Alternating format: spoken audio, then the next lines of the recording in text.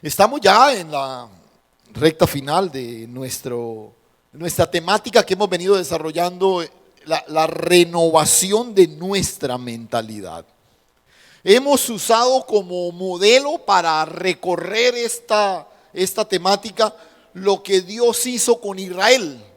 ¿Sí? Primero con Moisés y luego con la nación, de tomar a una nación que vivía en esclavitud, mentalidad de esclavos, y sacarlos y llevarlos a una tierra en un proceso a través del cual los iba a instalar en una heredad para que tuvieran mentalidad de hijos.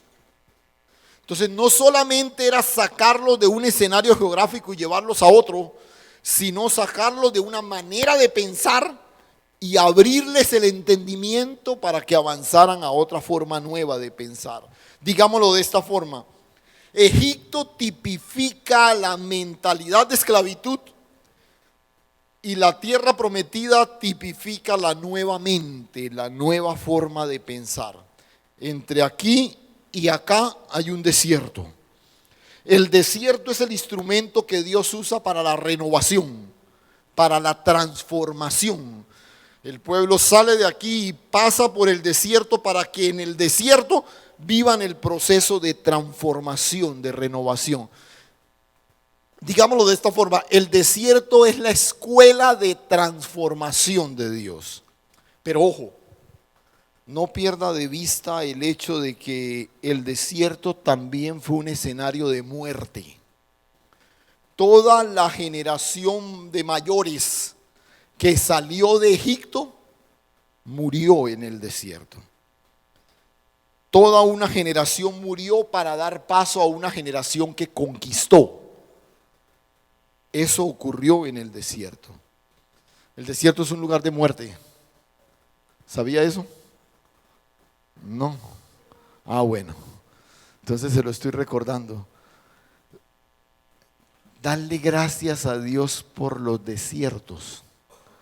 Esos que a veces atraviesas en situaciones complicadas. Ahora, recordemos rápidamente cómo se dio el proceso con Israel. Usted se va a dar cuenta que le voy a repetir el bosquejo que tenemos, pero en otras palabras. Este es un ejercicio que le invito a hacer. Trate de poner el bosquejo que hemos aprendido, el proceso que hemos dibujado, en palabras que tengan que ver con usted. Entonces, ¿qué pasó con Israel? Lo primero es que ellos salieron de Egipto. Pero el reto era que Egipto saliera de sus cabezas. Salieron de Egipto, pero Egipto nunca salió de ellos. Recuerda que el primer desafío en este proceso es: renuncia a tu antigua manera de pensar, ¿no? Ellos debían salir de Egipto, pero también sacar a Egipto de ellos. Lo segundo es que Dios se les reveló. Dios se les dio a conocer en medio de las plagas, de los milagros. Las plagas juzgaron a Egipto, pero Dios conoció el Dios de Israel a través de las plagas. Recuerda que el segundo aspecto que vimos es que es necesario conocer al Dios de la revelación. Lo tercero es que al momento de salir, Dios los expone al evento de la Pascua.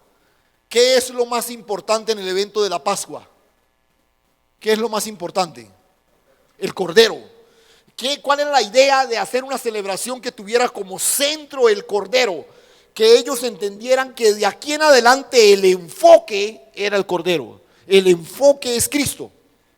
Entonces ellos iban a caminar hablando lo que Dios había dicho, pero enfocados en lo que el Señor era. Entonces los llamó a enfocarse en Él. Luego los lleva al monte Sinaí y les da la ley, ¿no? Y con la ley pasó algo especial. La ley era el desafío de decir: deja de pensar en ti y comienza a pensar en Dios y en los demás. La ley cambia mi enfoque. La ley me invita a dejar de pensar en mi bienestar. Ay, es que tengo hambre, yo quiero devolverme a Egipto. ¿Por qué? Porque es que allá por lo menos tenía comida. Entonces Dios les dice: no, ustedes están aquí para obedecerme a mí, para servir a sus semejantes. Recuerda que obedecer la ley de Dios me permite establecerme en lo que Dios quiere, ¿sí? Y luego, el último desafío que vimos es que Dios los invita ahora a tomar control de sus pensamientos, o sea, de sus diálogos interiores. Vimos el domingo pasado que aquí fue donde Israel fracasó. Porque es muy interesante. Israel llega al borde de la tierra. Ya están a punto de entrar. Pero se quedaron mirando los habitantes de la tierra y vieron que eran muy grandes y dijeron, uy no, pensaron ellos mismos, nosotros somos como langosta frente a ellos. No, esto es terrible, estas ciudades, no, esta tierra nos va a tragar. Eso pensaron. Y como no tuvieron control de lo que pensaron, terminaron abortando el proceso de Dios, el proyecto de Dios, y volvieron otra vez al desierto. Entonces escucha, nota por favor estos 5 elementos. Yo te los he repetido y te los he repetido es porque quiero que se encarnen ahí.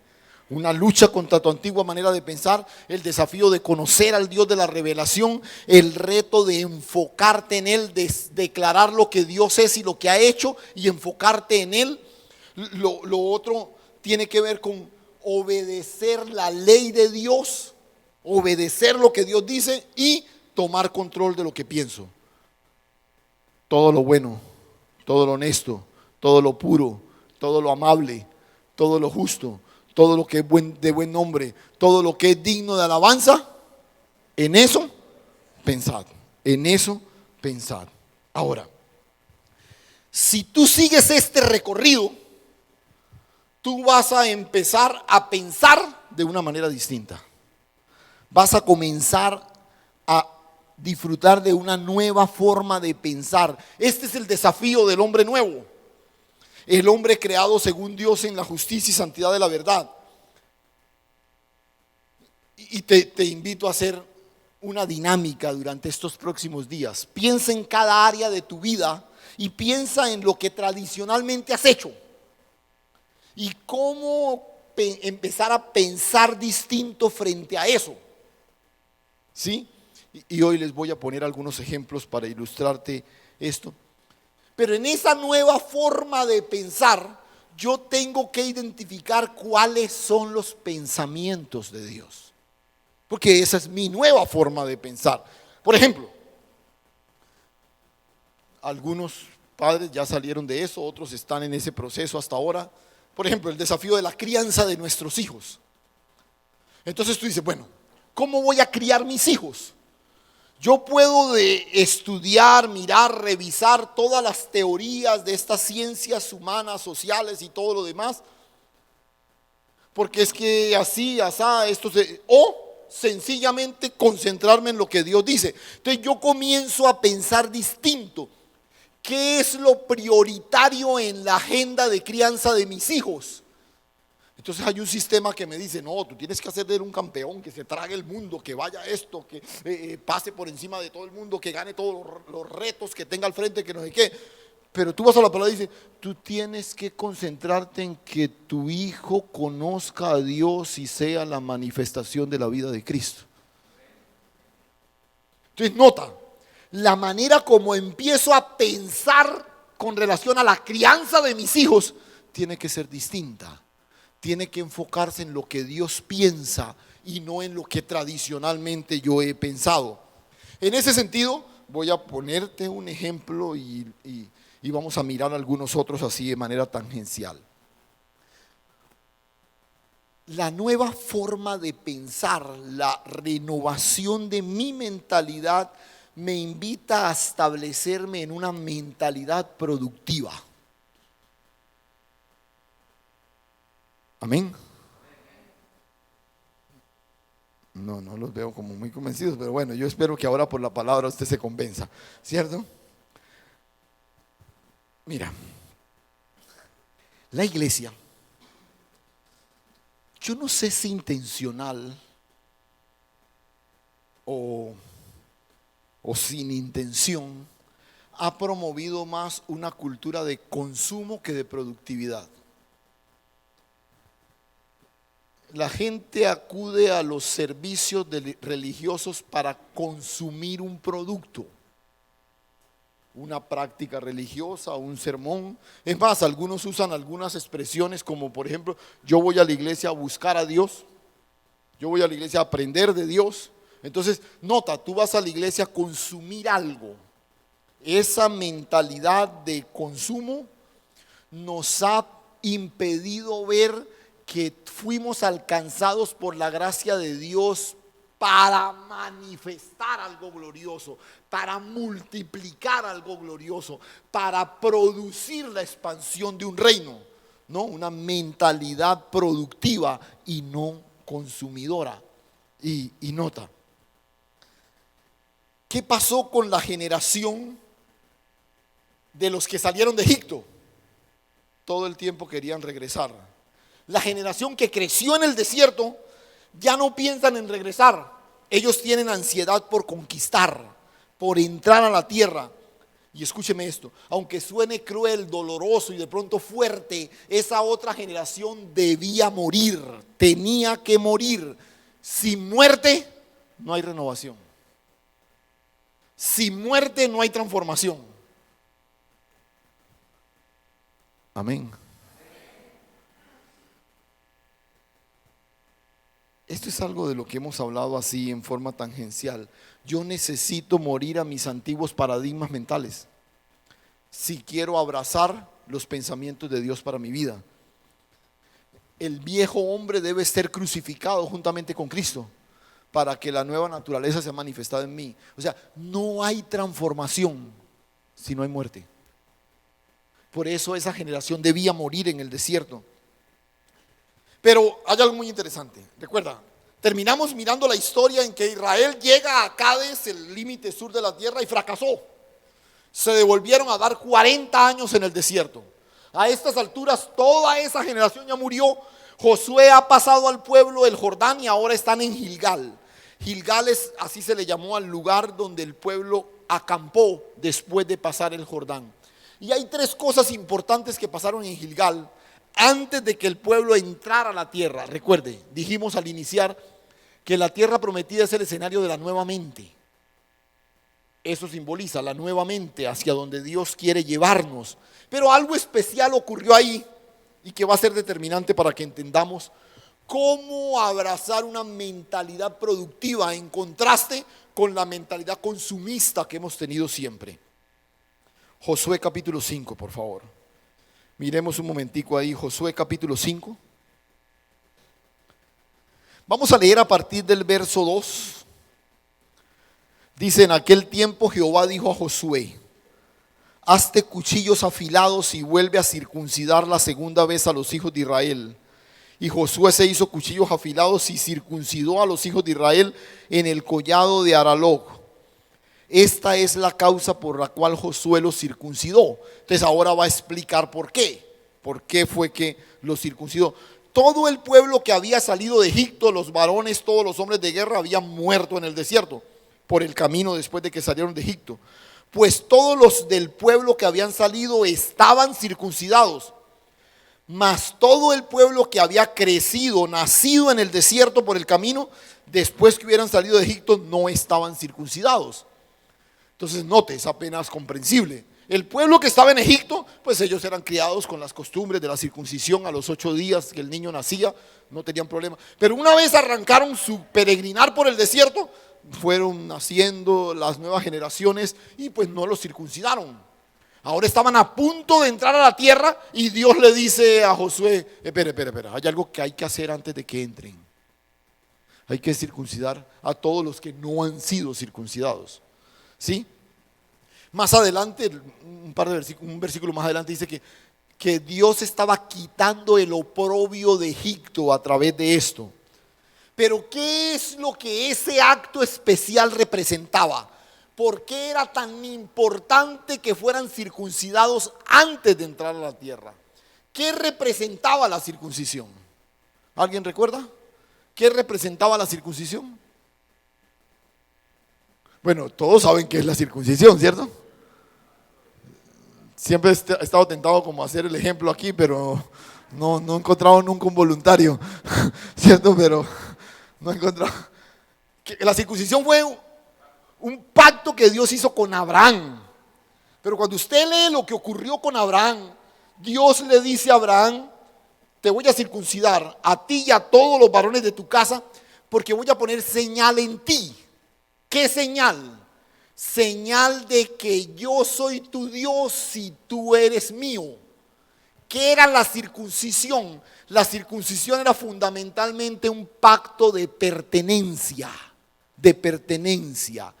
Esta es la primera cosa que yo debo tener claro para incursionar en el desafío de una nueva manera de pensar. Este es el resultado de estas 5 cosas que mencionamos ahora.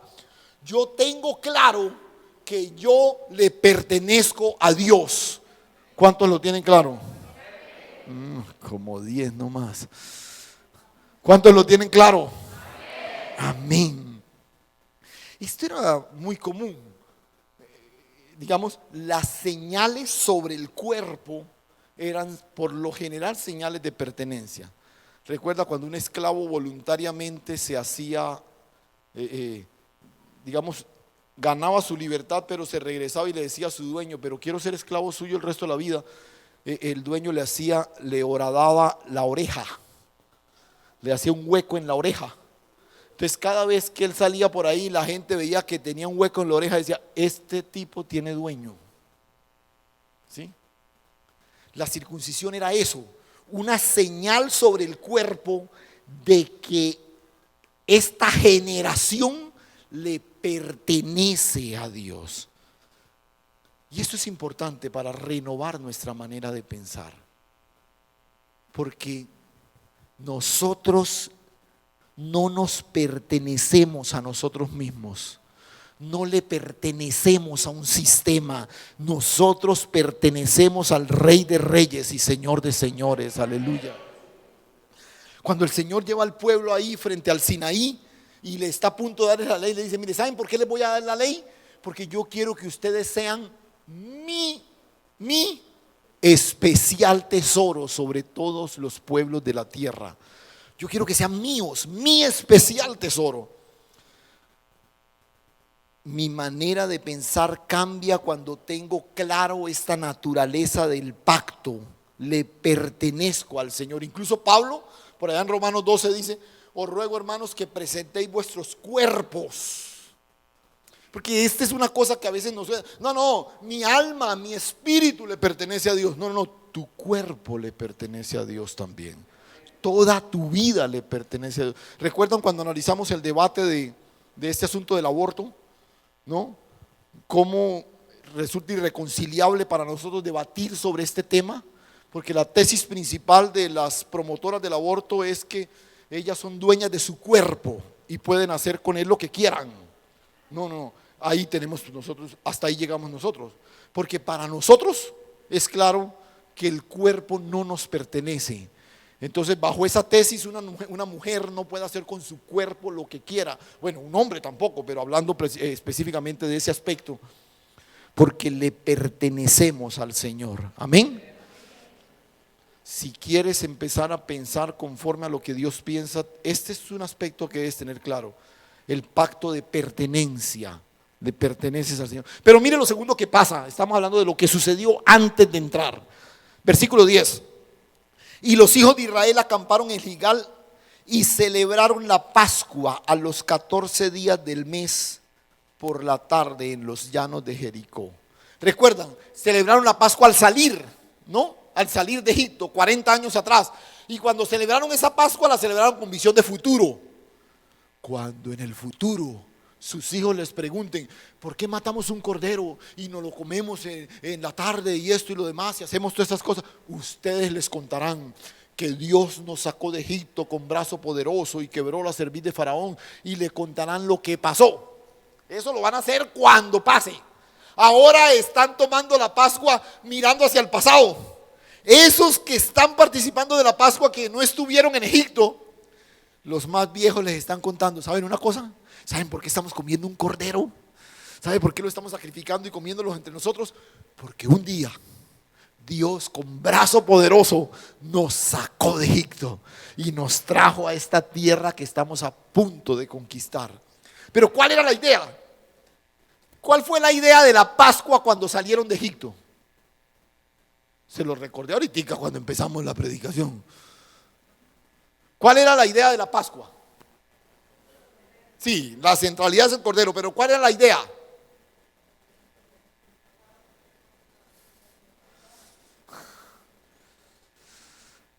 ¿Cuál era la idea? No sigo si no me dicen. Ve, aquí nos quedamos hasta las 2 de la tarde si quieren. Ustedes verán. ¿Cuál es la idea? El tercer aspecto de nuestro bosquejo, por favor. ¿Cuál es la idea? ¿Cómo? Mantener el enfoque. La Pascua es el recordatorio de que todo gira en torno al Cordero. Ellos vienen del desierto de 40 días de escuchar historias, de 40 años, perdón, de escuchar historias y una cantidad de cosas. Y van a entrar y dicen, no, para un momentico. Pascua, Cordero, ¿para qué? Enfóquense, el enfoque es el Cordero, el enfoque es Cristo. Pero es interesante porque la Pascua es la invitación a recordar cuál es nuestro único enfoque. Esta generación está trayendo a la memoria lo que Dios hizo para fortalecer su fe en lo que estaban a punto de ver, para que su fe fuera fortalecida para lo que Dios estaba a punto de hacer con ellos. Entonces es muy interesante. La Pascua en Egipto tuvo visión de futuro, pero esta mira hacia el pasado, pero los empodera hacia el futuro. No se preocupen, hay ciudades fortificadas, pero el Dios que nos va a dar la victoria fue el mismo que nos sacó de Egipto con brazo poderoso. Solo enfóquense en el Cordero. Esta es la invitación. Te recuerda, ¿qué debes tener claro para empezar a pensar de manera distinta? Primero, el pacto de pertenencia. ¿A quién le pertenecemos? A Dios. Segundo, nuestro único enfoque. ¿Cuál es nuestro único enfoque? Cristo. Cristo. Tu familia, la crianza de tus hijos, tu trabajo, tus finanzas, tu tiempo, tus relaciones, todo tiene como único enfoque Cristo. Cristo. Pero pasó una tercera cosa y aquí ya nos metemos en lo que tiene que ver con este desafío de la mentalidad productiva. Mira el verso 11. Al otro día de la Pascua comieron del fruto de la tierra los panes sin levadura y en el mismo día espigas nuevas, tostadas. Y el maná cesó el día siguiente, desde que comenzaron a comer del fruto de la tierra. Y los hijos de Israel nunca más tuvieron maná, sino que comieron de los frutos de la tierra de Canaán aquel año. Este es un registro como medio impactante, ¿cierto? Escuche, por 40 años, 6 días a la semana, ellos se han levantado, salen de la tienda, se asoman y recogen el maná. Todos los días. Pasaron el Jordán, acamparon en Gilgal, comieron del fruto de la tierra y nunca más cayó maná. Como tenaz, ¿cierto? Nunca más volvió a caer maná. Ahora, ¿qué es lo que quiero mencionarles? Repito, pacto de pertenencia, nuestro único enfoque Cristo. Pero lo tercero es que el pueblo fue invitado a una nueva relación con el maná. Una nueva relación con el maná. Porque escúcheme, el maná no volvió a caer, pero la provisión siempre estuvo sobre Israel. O sea, ahora hay una nueva relación con el maná. Ahora hay algo en su manera de pensar que sería renovado. Escúcheme. Dios le dice a Israel, vas a dejar de ser un pueblo consumidor para convertirte en una nación productora. ¿Qué hacía la generación del desierto? Salía de la tienda y consumía lo que caía del cielo.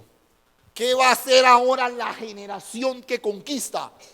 Va a comer del fruto de la tierra. Y para comer del fruto de la tierra, ¿qué hay que hacer? Pues sembrar en la tierra, porque si no, no vas a comer del fruto de la tierra. O sea, ese pueblo consumidor sería mudado en una nación productiva. Ahora, de pronto alguno piense, uy, pastor, pero el maná no representa a Cristo. Y entonces no volvió a caer, ¿cierto? O sea, Cristo les fue quitado. No, aquí es donde nosotros tenemos que empezar a pensar de una manera distinta. Para el que consume el maná es algo que recoges. para el que produce el maná es alguien que vive dentro de nosotros. ¿Ves la diferencia? ¿La cogiste? Bueno, uno.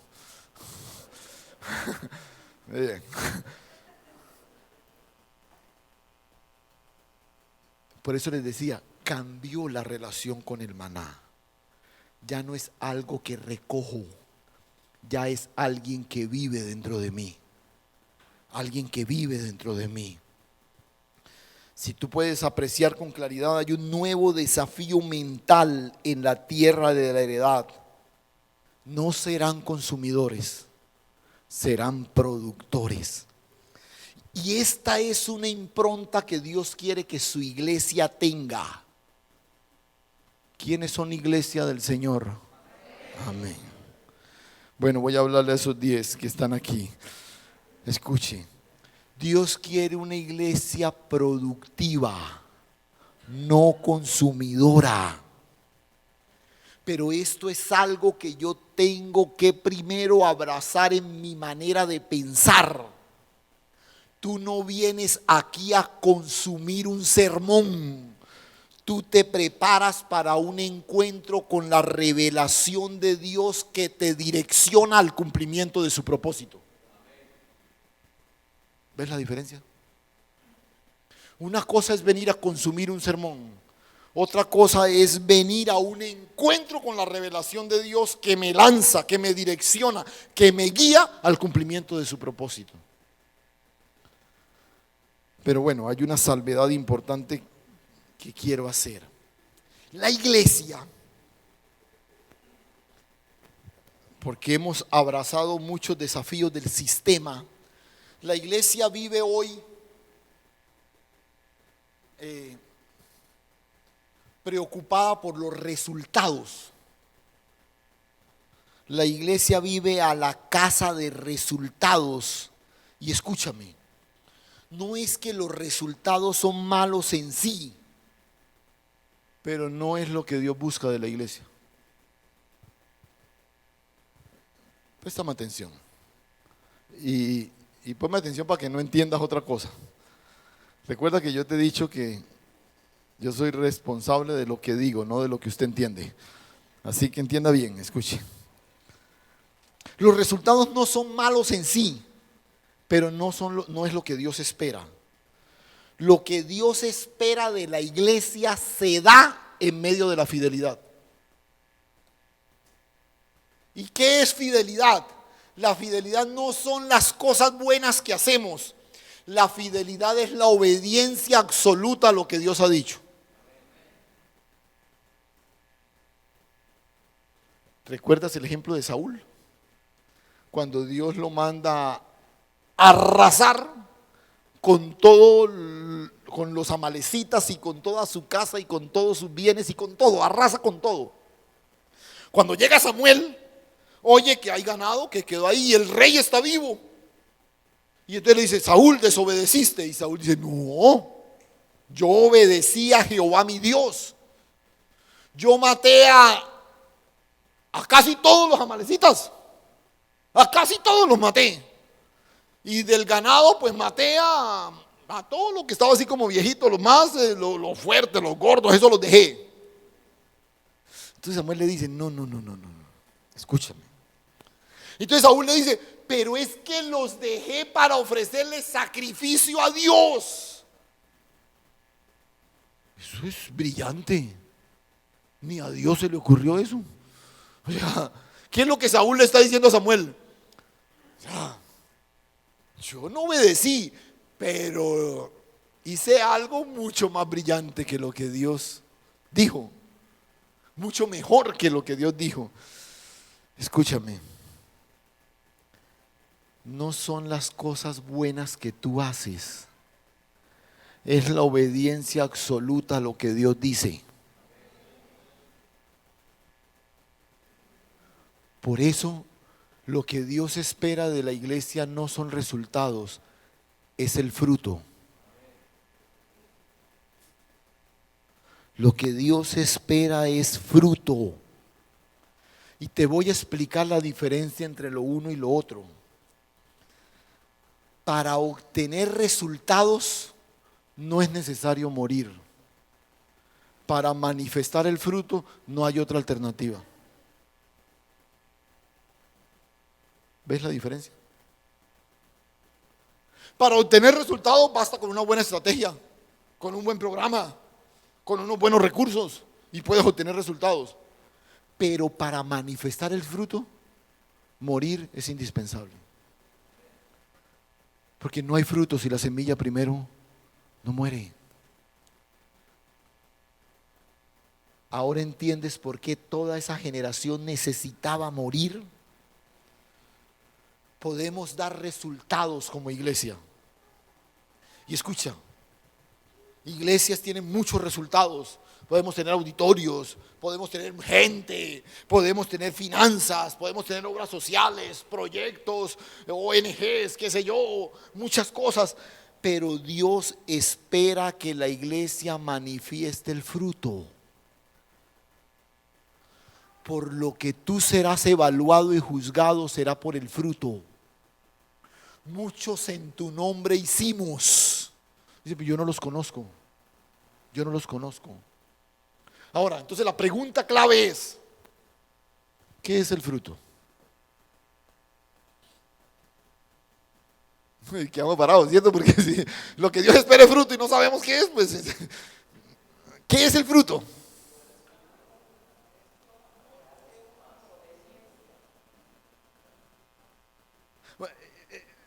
Lo que pasa es que les formulé mal la pregunta, porque si se la formulo bien, pues ya se la pillan. Y la pregunta realmente no es ¿qué es el fruto? La pregunta es ¿quién es el fruto? ¿Quién es el fruto? Cristo. O sea, lo que Dios espera de la iglesia es que sea la manifestación de Cristo, el fruto del Espíritu, que porque Cristo es amor, Cristo es paciencia, es gozo, es benignidad, es templanza, es mansedumbre. Por eso yo les he insistido, no le sirve a Dios la paciencia de ángel. No, eso no sirve. Porque la paciencia de ángel puede ser muy buena hasta que me la vuelan, ¿cierto? Uno dice, yo tengo mucha paciencia. No. Dios lo que espera es que ángel manifieste la paciencia de Cristo. ¿Sí ves? Es distinto. No es que Dios va a redimir la paciencia de ángel. No. Dios necesita que esa muera, sea crucificada juntamente con Cristo para que la vida de Cristo sea manifestada a través de nosotros. Con estrategias se pueden traer resultados, pero solo con obediencia se manifiesta el fruto. ¿Ves la diferencia?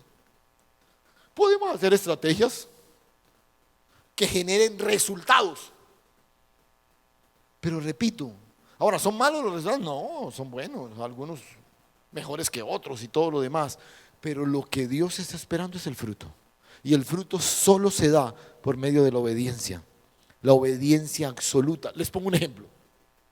Dios dice, yo edificaré mi iglesia. Si Dios dice que Él edificará su iglesia, Él no necesita mis buenas ideas. Él lo que necesita de mí es la obediencia. Porque Él va a edificar su iglesia. ¿Sí ves? La obediencia. Y esto es algo que debe darse en mi forma de pensar y que yo debo aplicar a todas las áreas de mi vida. Retomo el ejemplo que les ponía al principio. Lo que tiene que ver, por ejemplo, con la crianza de nuestros hijos, ¿no? Uno habla de que si yo quiero criar a mis hijos, lo fundamental es la aplicación de las mejores teorías de esas disciplinas humanas que van evolucionando. Note, que van evolucionando, porque hay muchas cosas de la tradición, muchas cosas aún de las ciencias sociales que se afirmaban en un tiempo, pero que ahora se han hecho estudios avanzados y la ciencia ha comprobado que no sé qué, que esto, que lo otro, y entonces ya esas teorías de antes ya no funcionan ahora, ¿no? Mire un paradigma de esos ancestrales. ¿Escuchaba usted eso de la letra con sangre entra? ¿No? Y estaban todos los ejemplos, vea, mire, es que no sé qué. Pero hoy en día, ¿qué dice? ¿Qué se dice? No, no, a los niños no se les puede tocar, ni decir, ni castigar, ni nada de eso.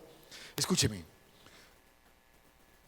no es aplicar las teorías de las ciencias que van evolucionando, sino sujetarte a la dirección de la palabra que nunca cambia. Y para hablarte específicamente de este tema, la crianza de nuestros hijos. Nuestros hijos necesitan ser expuestos a la revelación de Dios a través de la palabra.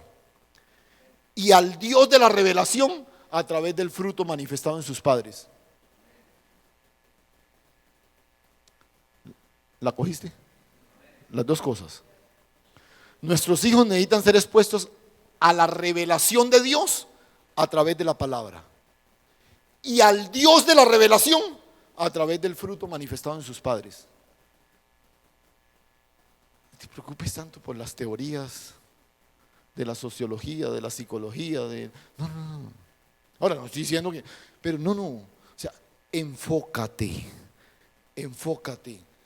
Tu hijo le pertenece a Dios y lo que Dios quiere ver formado en tu hijo no es el mejor empresario del planeta, no es el campeón de yo no sé qué y todo lo demás. Todo eso vendrá naturalmente, pero lo que Dios quiere ver formado en tu hijo es la imagen de su Hijo, de Cristo Jesús. Aleluya.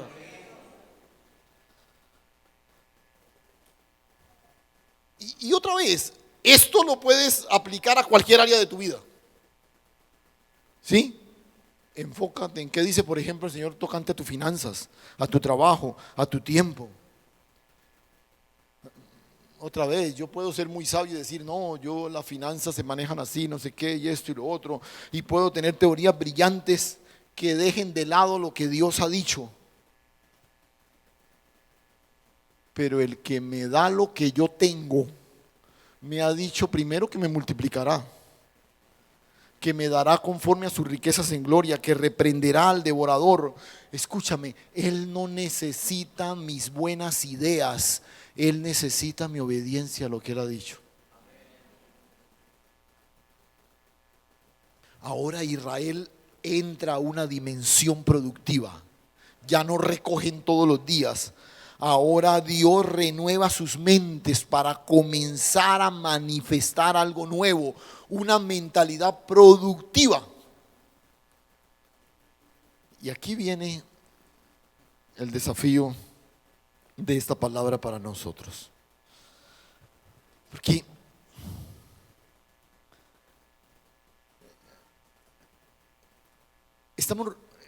vemos muchas veces a nuestro alrededor personas que todo el tiempo piensan como necesitados. Y no sé si usted se ha dado cuenta que toda la vida, todo el tiempo viven necesitados. Todo el tiempo piensan como necesitados y toda la vida viven necesitados. Por eso parte de la definición de identidad en esta casa es que nosotros no somos necesitados. Nosotros somos bendecidos con toda bendición. Y eso no significa que no experimentemos necesidades. Sí, claro, a veces pasamos necesidades. Pero la necesidad es una situación que vivo. La bendición es una condición que me define. ¿Ves la diferencia? Tú puedes tener una necesidad, pero no eres necesitado. Tú eres bendecido con toda bendición. Y es aquí donde quiero invitarles a mirar un texto, ya en los minutos finales de esta reflexión. Ahí en Isaías capítulo 55. Porque este texto habla de ese proceso donde mudamos la mente consumidora a la mente productiva. ¿Dónde está la clave? Versículo 6. Buscad a Jehová mientras pueda ser hallado. Mientras puede ser hallado, llamadle en tanto que está cercano. Deje el impío su camino y el hombre inicuo, ¿qué? El hombre inicuo, su pensamiento, y vuélvase a Jehová, el cual tendrá de él misericordia, y al Dios nuestro, el cual será amplio en perdonar. Porque mis pensamientos no son vuestros pensamientos, ni vuestros caminos mis caminos, dijo Jehová. Como son más altos los cielos que la tierra, así son mis caminos más altos que vuestros caminos, y mis pensamientos más que vuestros pensamientos. Como desciende la lluvia, como desciende de los cielos la lluvia y la nieve, y no vuelve allá, sino que riega la tierra y la hace germinar y producir, y da semilla al que siembra y pan al que come. Así será mi palabra que sale de mi boca. No volverá a mí vacía, sino que hará lo que yo, ¿hará qué? ¿Hará qué? Lo que yo quiero, y será prosperada en aquello para que la envíe. Es interesante, este es un texto que tiene una de esas declaraciones bien llamativas. Dios da semilla al que siembra y pan al que come. Nota, ambas cosas las da Dios. La semilla es dada al que produce, el pan es dado al que consume. Ambas las da Dios. Pero hoy quiero que usted note la diferencia radical que hay entre lo uno y lo otro. Pero antes miremos unas cosas que, repito, son fundamentales para capturar este pensamiento. Si usted observa, este pasaje habla del proceso hacia migrar a esa mentalidad productiva. Pero la primera cosa que el pasaje afirma es que la verdadera conversión siempre involucra tanto el camino como el pensamiento. Repito, la verdadera conversión siempre involucra tanto el camino como el pensamiento. Deje el impío su camino y el hombre inicuo su pensamiento, y vuélvase a Jehová. Nota, nosotros como iglesia casi siempre hacemos énfasis en el camino, que cambie su camino. Vea, este era, porque pensamos en conductas. Este era un tomador, ya gracias a Dios no toma, o no toma mucho, pero solo en diciembre. Enfatizamos en conductas, en cambios de conductas. No. Cuando Dios está pensando en conversión, está pensando en lo que haces y en lo que piensas.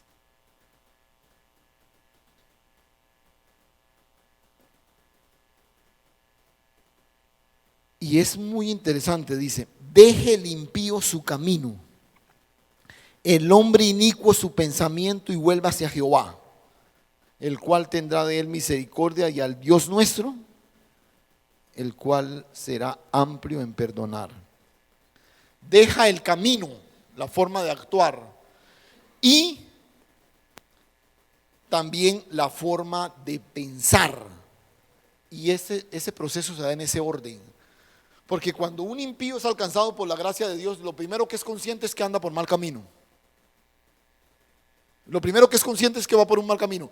Cuando Dios le permite reconocer el camino, entonces es que por el Espíritu alcanza entendimiento de que debe también cambiar su manera de pensar. Por eso el orden que el profeta está mostrando, ese es el orden que se da. Pero escucha, luego Dios cambia el orden y primero habla del pensamiento. Mira el verso 8. Porque mis pensamientos no son vuestros pensamientos, ni vuestros caminos mis caminos, dice el Señor. Un impío puede dejar de hacer cosas impías y seguir siendo impío. Repito, un impío puede dejar de hacer cosas de impío y aún seguir siendo impío, porque la verdadera evidencia de transformación está en la manera de pensar. Por eso entonces Dios les dice, porque mis pensamientos no son vuestros pensamientos, ni mis caminos vuestros caminos. Pero bueno, más allá del orden, que es un detalle llamativo, ¿qué es lo que Dios está amalgamando, uniendo en la ecuación de transformación? ¿Cuáles son los dos elementos que Él une en una ecuación de transformación? ¿Cuáles? Camino y pensamiento. O sea, lo que tú haces y lo que tú piensas, tu manera de actuar y tu manera de pensar. Pero luego enfatiza lo que tú haces y lo que tú piensas. Mira, está lejísimos, pero lejísimos de lo que Dios hace y de lo que Dios piensa. Mira el verso 9. Como son más altos los cielos que la tierra, así son mis caminos más altos que vuestros caminos. Entonces ahora tenemos un serio problema. Listo, yo soy un impío porque ando por mal camino y porque pienso de una manera distinta al pensamiento de Dios. Necesito pensar como Dios y actuar como Dios actúa. Pero me encuentro con que es que no. Es que del cielo a de la tierra al cielo, la distancia, ¿cierto? Y aquí viene el desafío. El gran desafío es identificar el camino de Dios. Pero ¿cómo identifico el camino de Dios? Solo eso es posible cuando accedo a los pensamientos de Dios. Porque repito, les dije hace un momento, un impío puede ahora dejar de hacer cosas impías. Él hace cosas buenas. ¿Usted no ha encontrado gente que usted intenta hablarle de Dios? Dice, no, pero no, es que tú necesitas buscar el perdón de Dios. Pero perdón, ¿como de qué? Si yo soy bueno, yo tengo un hogar bonito, yo no le hago mal a nadie, yo trabajo, yo hasta pago impuestos, vea, yo soy más bueno. ¿Para dónde, cierto? O sea, pero el punto aquí es que no es el camino bueno, es el camino de Dios. Y a ver si desciframos esto. El punto es uno solo y tiene que ver con pensamientos y camino de Dios.